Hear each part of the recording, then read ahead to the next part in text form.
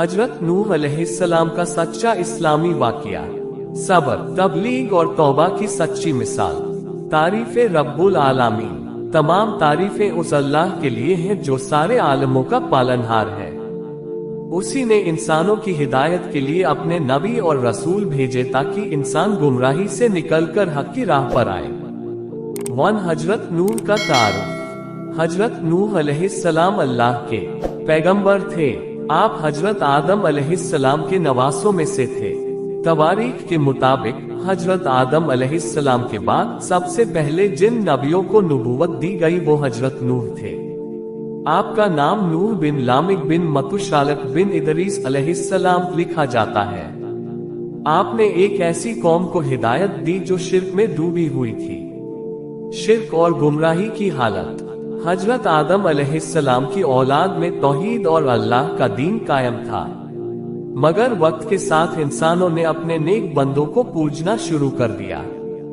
कौम ए नूह के लोग वद, सुबा, यगूस, यऊक, नस्र जैसे नेक लोगों की मूर्तियां बनाकर उनको पूजने लगे। धीरे धीरे ये शिर्क की सूरत अख्तियार कर गया। नबूवत और तबलीग की शुरुआत। अल्लाह ने हजरत नूह अलैहिस्सलाम को नबूवत अता की और हुक्म दिया कि अपनी कौम को शिर्क से रोको और तौहीद की दावत दो।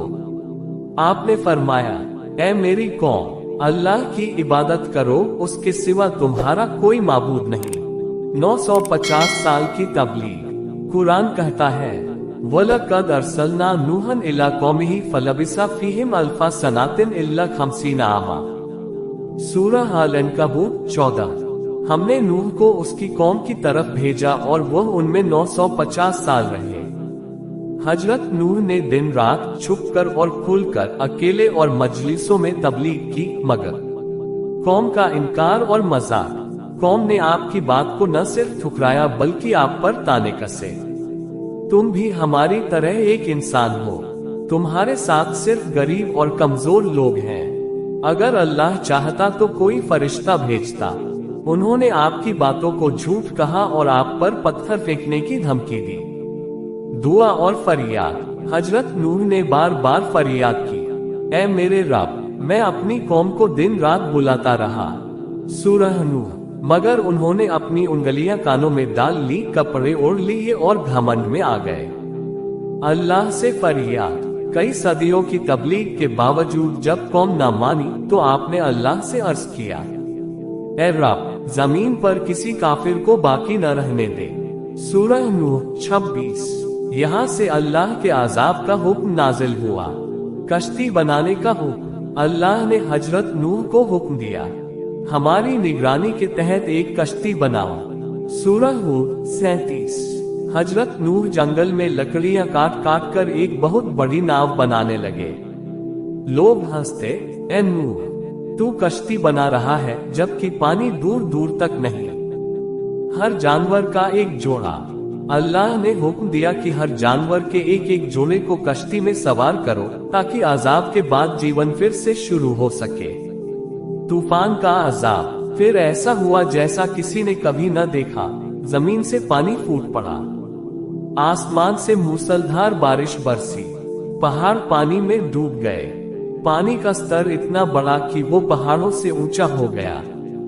बेटे का इनकार और डूबना। हजरत नूह का बेटा कनान भी काफिरों में था। नूह अलैहिस्सलाम ने उसे पुकारा, ऐ मेरे बेटे, हमारे साथ सवार हो जा। उसने कहा, मैं किसी पहाड़ पर चढ़ जाऊंगा, वो मुझे बचा लेगा। मगर अल्लाह के अजाब से कोई न बच सका, वह भी डूब गया।